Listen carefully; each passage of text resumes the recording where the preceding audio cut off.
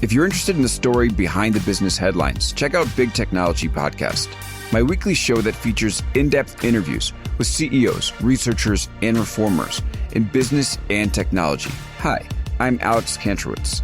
I'm a longtime journalist, CNBC contributor, and the host of the show. I empty my Rolodex every Wednesday to bring you awesome episodes, so go check out Big Technology Podcast. It's available on all podcast apps. Would love to have you as a listener.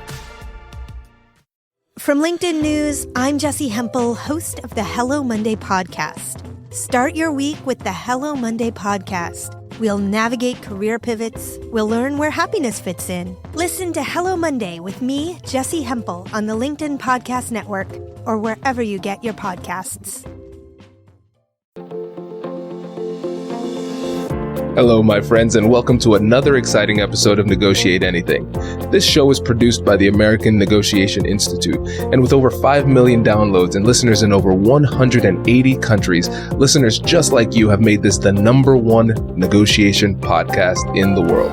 Hi, my name is Kwame Christian, and I am the founder and CEO of the American Negotiation Institute. Here at ANI, we believe that the best things in life are on the other side of difficult conversations, and we are passionate about providing you with the best content that will help you to make your difficult conversations easier, both at work and at home. Lastly, I want to remind you that we offer consulting and conduct trainings, both virtually and in person, all around the world. Our focus is in 3 main areas. First, negotiation and conflict resolution. Second, leadership. And lastly, diversity, equity, and inclusion.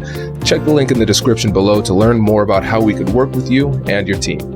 Our head of sales and partnerships, Shane Martin, is hosting this episode, and I know you are going to love it. So without further ado, let's jump into the interview.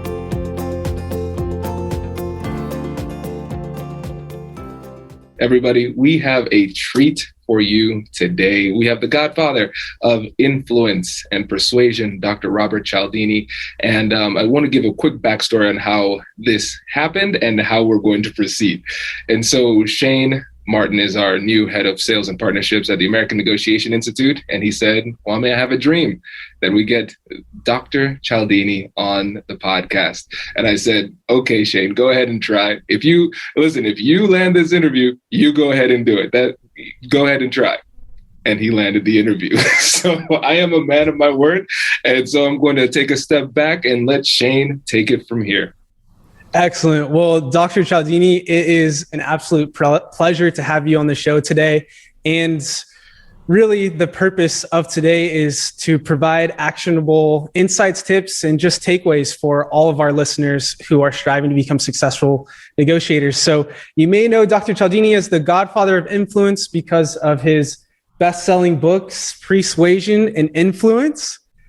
And now Dr. Cialdini is the CEO of Influence at Work, where he and his wonderful team in Arizona work with companies like Google, Microsoft, and even Pfizer. So Dr. Cialdini, it's an absolute pleasure to have you, like we said, and your new edition of Influence just came out. So we're looking forward to talking about that today and talking about the content that you've shared with the world. Your book's 44 languages, over 7 million copies. That's Sun Devil football stadium. Since you're in Arizona, that's 13 times Sun Devil Stadium's full. So it's a lot of book sales, and that's a lot of nachos and cotton candy too. So you help people build credibility and develop relationships and ultimately increase sales. So in your work, what are some real benefits and results that you've seen people take away and grow from and see in their own lives after they apply the principles that you teach? Well, what I like most about the principles in the way that we teach them is that there has to be an ethical base for it, that we always have to be striving to move people in our direction by informing them honestly into assent, rather than deceiving or tricking or certainly not coercing them into assent. And as a consequence, what we find is that people come back to us saying, not only did I get the sale, I got the relationship as a consequence of using these principles as a way to educate people into good choices. Then what happens is that what we've frequently found is that those people who we've taught or trained within marketing or sales or advertising, their CEO comes back to us and says, inside our organization with leadership and management, there's also an influence issue.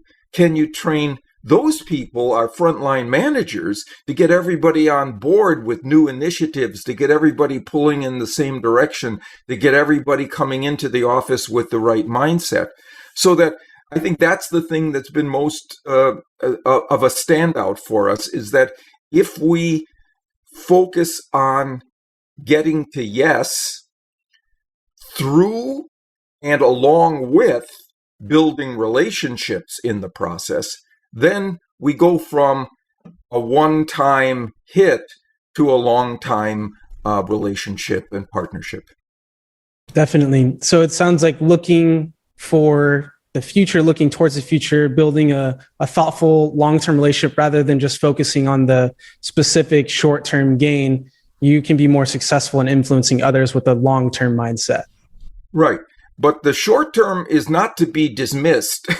I don't want to say, oh, hey, don't think about the short term. Of course, you have to think about an immediate outcome, but you gain it by establishing an honest partnership rather than some sort of dominance or some sort of win-lose arrangement. Absolutely. And thinking about ethics, I know that you have a code of ethics, and one of them is foregoing manipulation. And I imagine in your career, you've had people approach you or say things about your work where some of the principles of influence can be manipulative. So can you tell us how come you built the code of ethics, and what we as listeners and just humans, all of us are humans, why we should apply those as well when we're attempting to influence others? Yeah, one of the reasons that we've already talked about is that builds long-term relationships when you've done something ethical.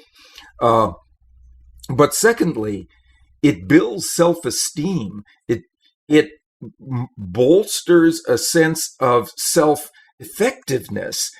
If you don't have to rely on cheating in order to get people to move in your direction, if you can rely on an honest presentation that highlights the merits of your case in a way that you didn't know how to do before, in the way that you structure your communications and you sequence your arguments and so on, the kind of things we train.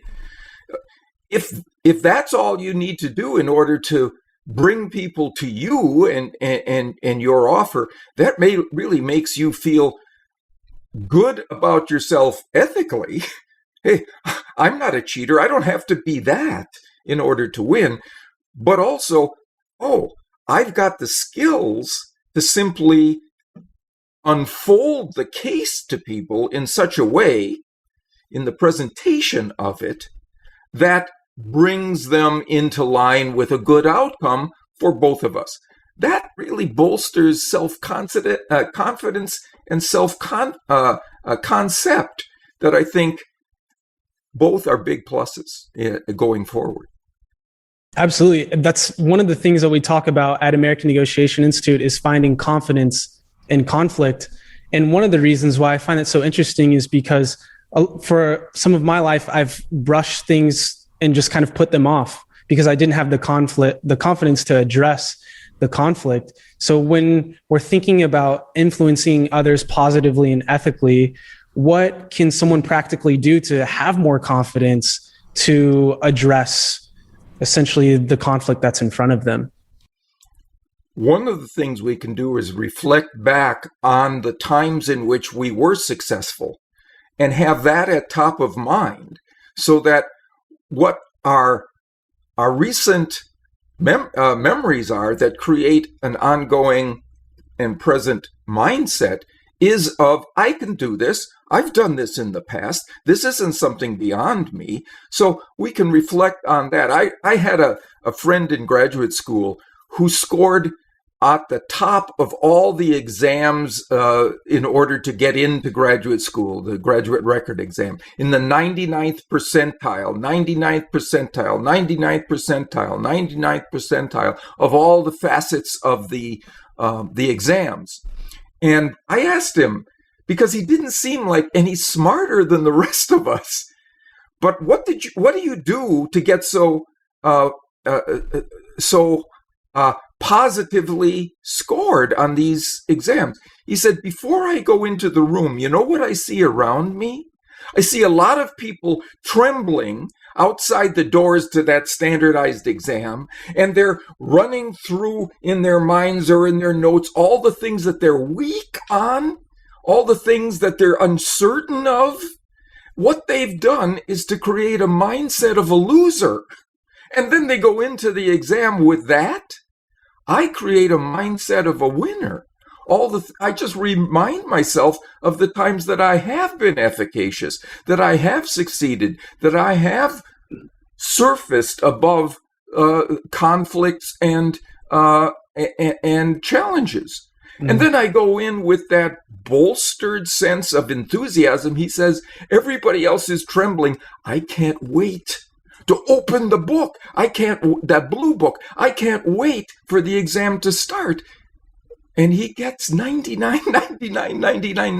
percentile on all 4 of the exams.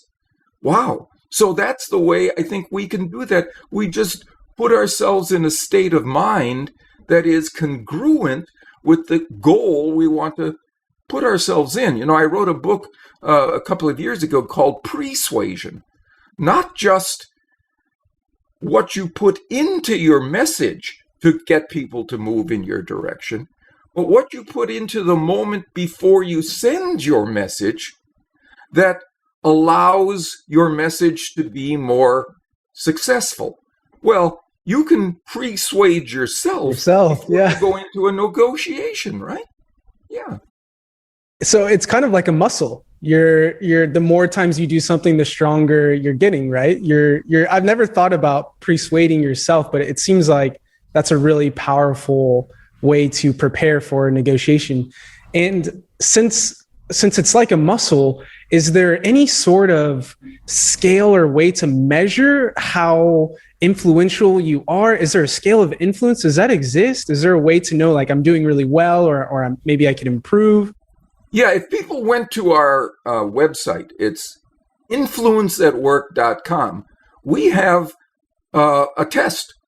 Test your influence IQ, essentially. And you can go through it, and then we give you your score as well as the answers. And you can see how aligned your automatic reactions are to the situations that we present in this test with what the research shows, what the science shows is the best way to go forward. And so there is a way to test where you stand now. And what we find is after people have been through our programs, then they score significantly better in aligning what they do first with what the research says they ought to be doing. All right. That's influenceatwork.com. Dr. Cialdini, a true salesman at his finest. Well, I love it. Here's the thing. If it's a matter of answering your question by giving people information, then I don't feel that I'm being manipulative at all. In fact, I'm informing people of what is available to them if they want to take it into account. Makes absolute sense. It's like a salesperson who really believes in the mission, knows what they're offering, and knows the challenges, right, of who they're speaking to, their prospect in the moment. Does your company invest in professional development training?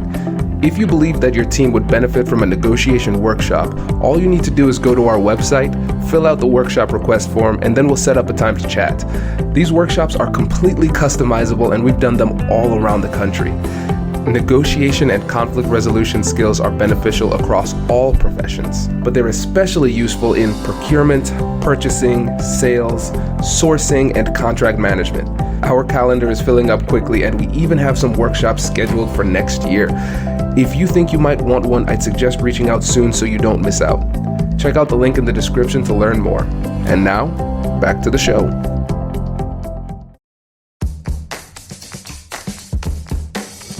Hey you, I'm Andrew Seaman. Do you want a new job? Or do you want to move forward in your career? Well, you should listen to my weekly show called Get Hired with Andrew Seaman. We talk about it all, and it's waiting for you, yes you, wherever you get your podcasts. Brace the rudders! Raise the sails! Raise the sails! Captain, an unidentified ship is approaching. Over. Roger. Wait, is that an enterprise sales solution? Reach sales professionals, not professional sailors. With LinkedIn ads, you can target the right people by industry, job title, and more.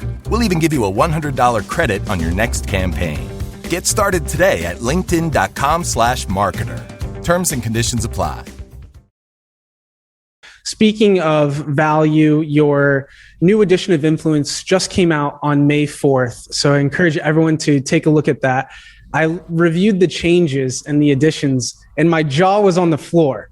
I couldn't believe it. Some of the statistics that were in there were just mind-blowing, and I was curious. There was one that was very interesting when it applies to negotiation, and you talked about how in negotiations, people who shook hands had a higher, essentially, ability to create value for both parties. Do you mind explaining that? Like, it's just a handshake.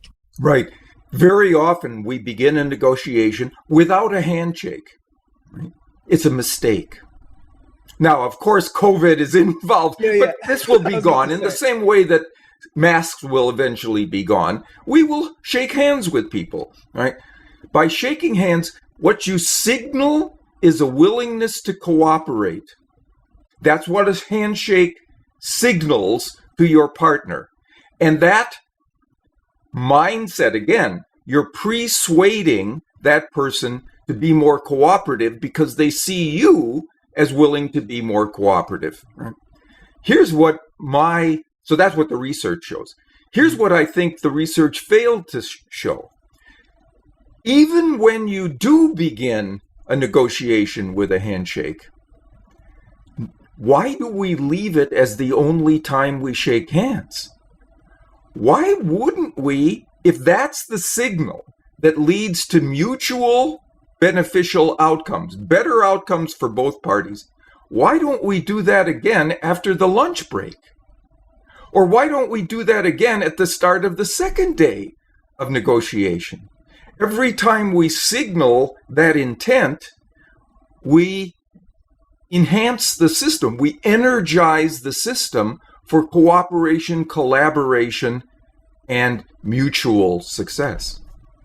Definitely. You're essentially almost already agreeing on something without even saying anything. You're just shaking hands. So maybe elbow bumps for now. Elbow bumps for now.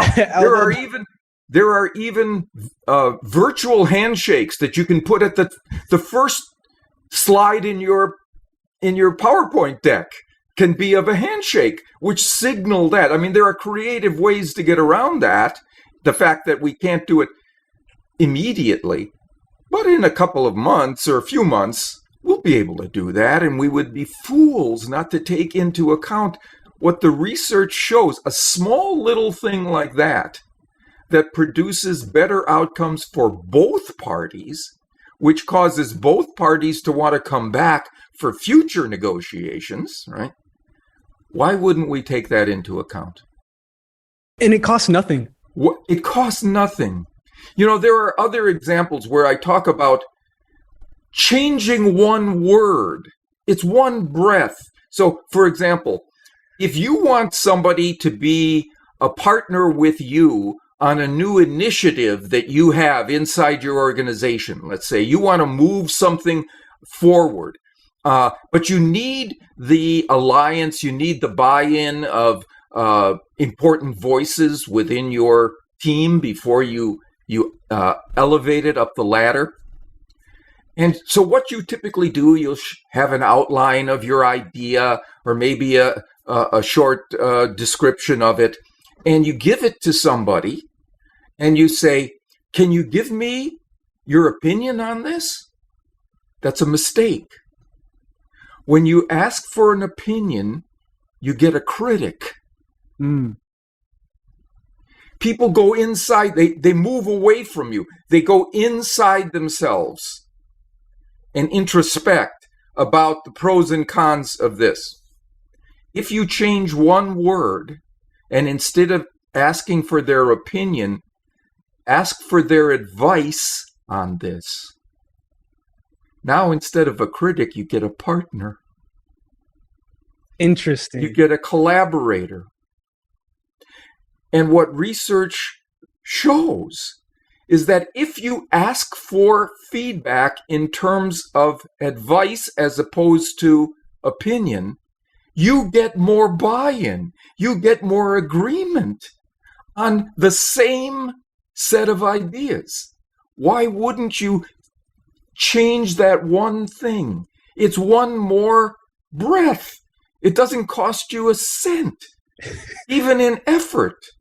And it's less syllables as well. Advice is shorter than Yeah, that's probably right. It's less work, and we know that salespeople love less work. I mean, I'm just as guilty, right? We want to be as efficient as quickly as possible. So that makes total sense. It's like one of the misconceptions, I think, of negotiations and people listening is that negotiations and influencing is a competition. And that is just not true. It's a collaboration. And I think that that's what you're describing. And it's amazing that it's cost nothing and it's so easy to implement. It makes me think about years ago, I took over leading a sales team that was in last place.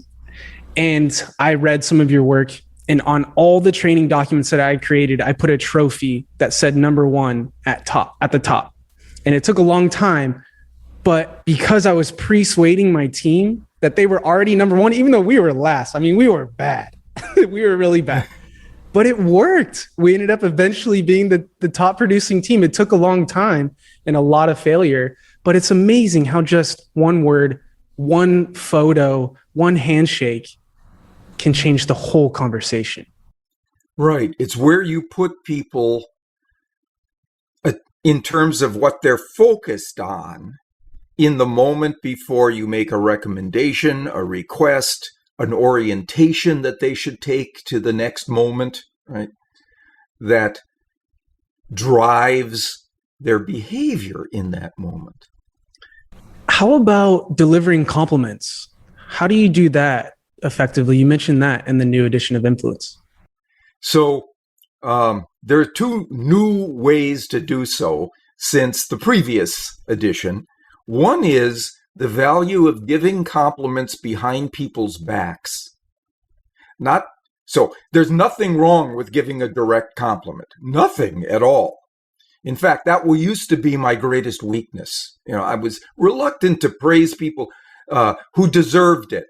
I don't know why. It had something to do with the way I was raised. I don't know. But anyway, when I recognized what a fool I was not to honestly compliment the people who warranted that compliment, I got much better social interactions afterward.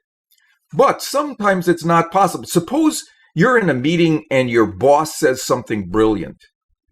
You can't raise your hand and say, "Boss, that was brilliant what you just said," because it seems like you're sucking up to the boss, and all your co-workers will see you as having ulterior motives. Maybe even your boss will, right? So what do you do instead?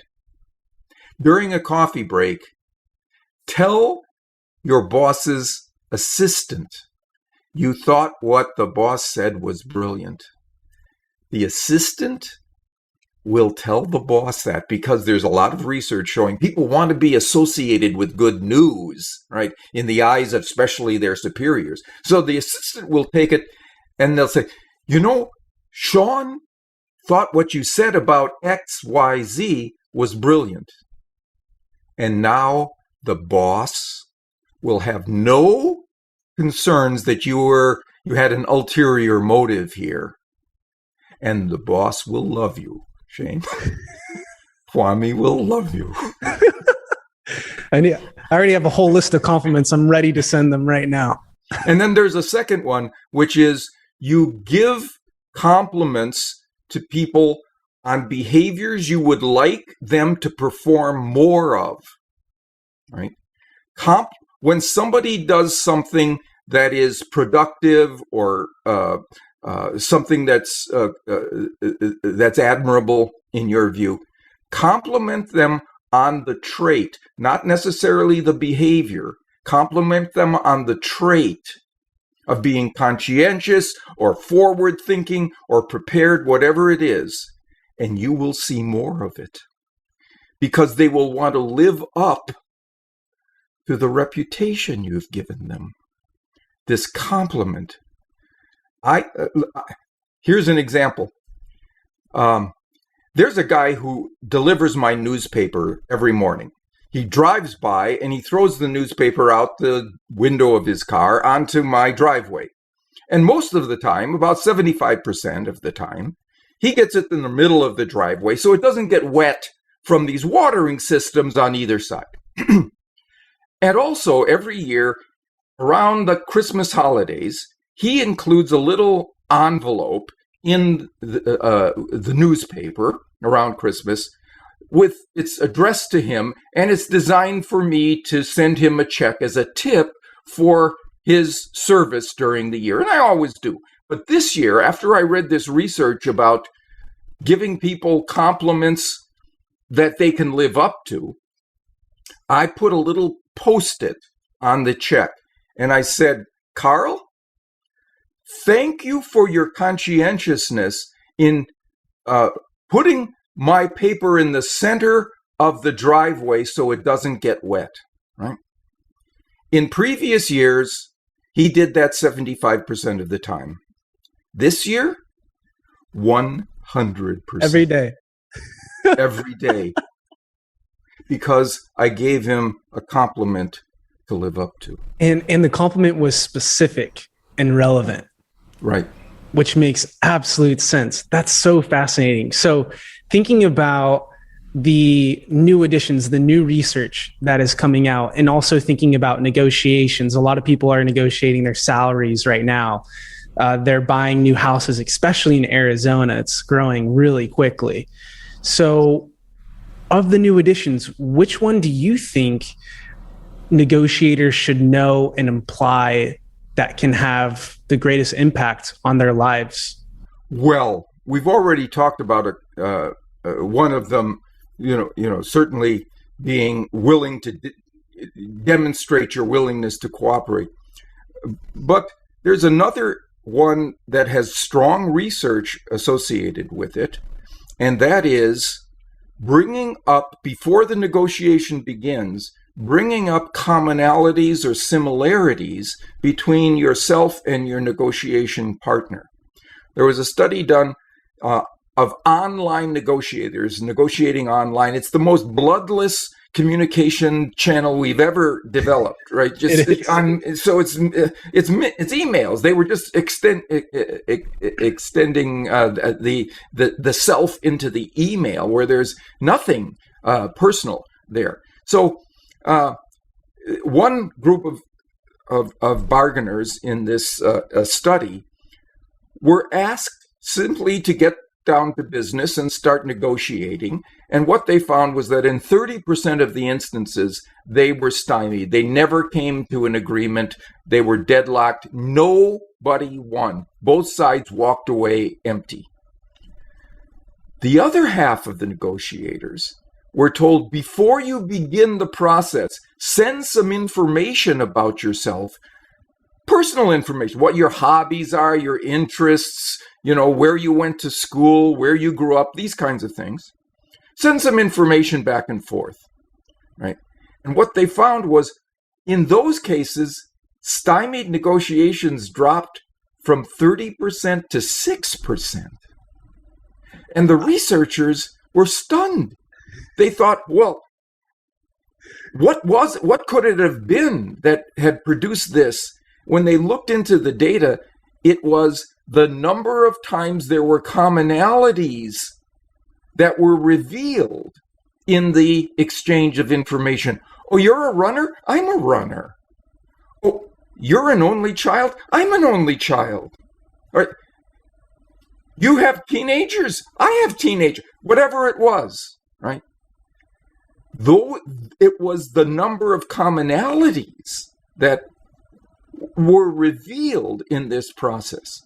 So, one thing that comes out of this is before you start any negotiation, you get to research, because we have this on the internet now, the person you're going to be negotiating with. This person has LinkedIn information, has Facebook information. It's not proprietary. They make it public. Find out what might be in common, what might be in parallel with the two of you. Raise that to the surface, and suddenly the barriers to a cooperative, mutually successful outcome come crashing down. Wow. Finding an uncommon commonality, it sounds like, goes a long ways. And it's free as well. Just requires a few minutes of research. Right. That's so true. And now on LinkedIn specifically, like you said, because people post information, there are tools that are free as well that show you and analyze the LinkedIn profile and then say, okay, if you're giving a sales pitch to this person, consider approaching the conversation this way. Consider asking open-ended questions, for an example. There's so many things. So it is just crazy how the intersection of human connection, it sounds like you're describing, and also technology are changing negotiations, changing influence. And right. So, and once again, it's access to information that's relevant, that is now at your disposal, that just wasn't there before. It's so true. It's so true. And it makes me think about, there was an interview that you did a couple years back with Adam Gant. He's the author of Give and Take. And he asked, or actually you were interviewing him, and you asked a fascinating question. You asked, in your experiences, something along the lines of, in your experience as a researcher and author, just like you are, is there maybe a funny or a humorous story that you can share with us today that's maybe some people might not know about? So what is Dr. Cialdini, what is a humorous or revealing story that you can tell us that maybe not very many people know about you or your research?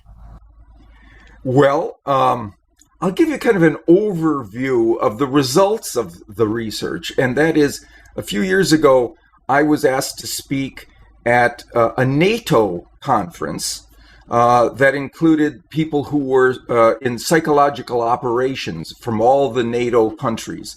And on this military base where the conference was held, I was one of the speakers, and so was the assistant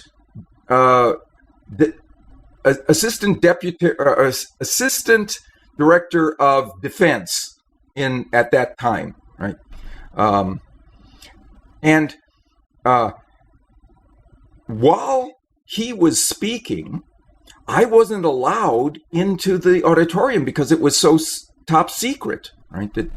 And they gave me off to a lieutenant, a Turkish guy, who arranged for me to see a spy plane that NATO had. It was this thing, and I went through and they showed me all this top secret information that they were able to gain from this spy plane just flying over a particular area. They could shut off all radio communication. They could alter it. They had all kinds of things that they could do.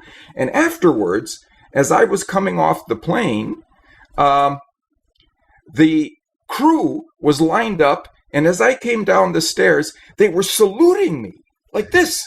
What? And I thought to myself, what is going on here? I'm just this university professor. Where do I get off getting all of this? I was walking away from it, and I said to this Turkish lieutenant, I never thought that academics, researchers would have such regard within the military structure. And he said, oh, the reason you saw that is I told them you were the assistant military secretary of defense. Authority. It's the principle of authority. The authority principle. And now here's my point.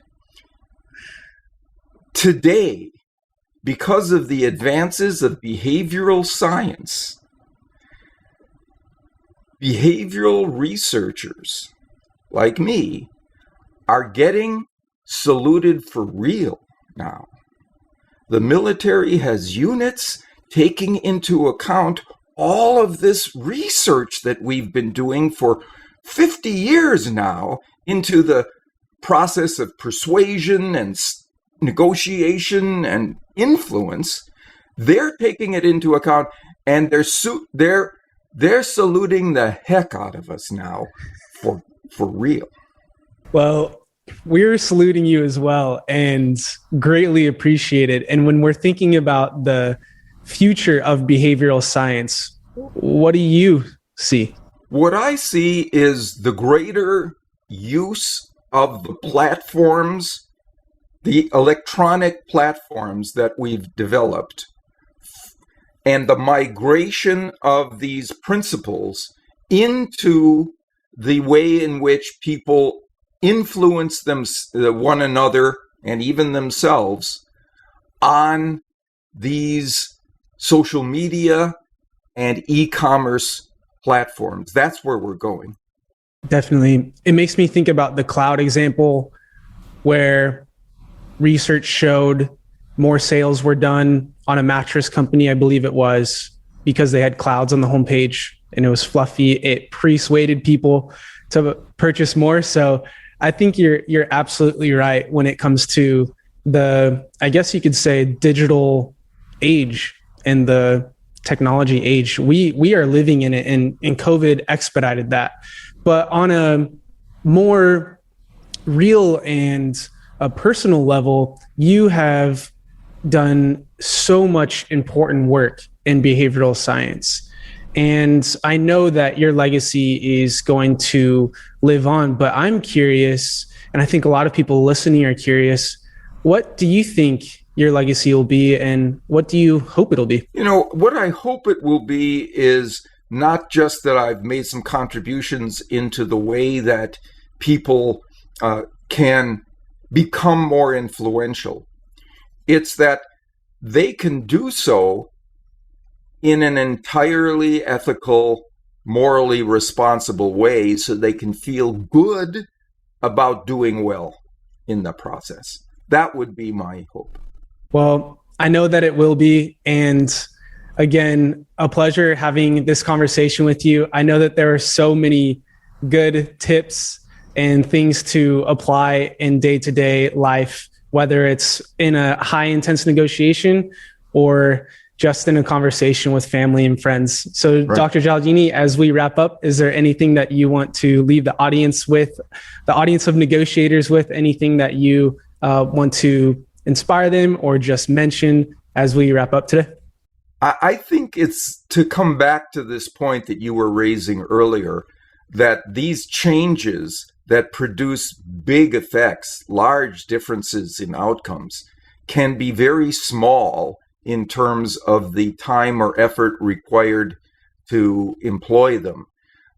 It's like something that just flips a switch. If you're in a big stadium, let's say, and there's a night game or a night match of some sort, there's somebody down in the bowels of the stadium who flips a single switch. It hardly takes an ounce of effort, and suddenly everything is illuminated. That's what we're talking about here. Small changes that ramify into big effects. If we can do that, we beat the problem of modern day overloaded agendas, where we don't have time to think through big kinds of changes to produce big kinds of effects. There are some small things that hook to big psychological tendencies in people that will do the job for us. Absolutely. Wow. I encourage everyone to listen to that 3 or 4 times on repeat. There's a lot of really good stuff there. And what a conversation. It was refreshing and impactful and specific. So I'm so happy that people were able to tune in. And Dr. Cialdini, it was a pleasure having you on. And we look forward to carrying on your legacy of positively influencing people at work. Well, I enjoyed our time together, Shane. Excellent. Congratulations! You've just joined an elite club. By listening to a full episode, you're now officially on the Negotiate Anything team. So welcome aboard. What most team members do is they subscribe to the podcast because that allows them to automatically get the latest episodes of the show. The best things in life lie on the other side of difficult conversations. Keep learning, keep practicing, and keep getting better. Your relationships will improve, your career will soar, and you'll have the confidence you need to get the most out of these crucial conversations. Again, thank you for joining the team. We're excited to have you, and I will see you in the next episode. I'll catch you later.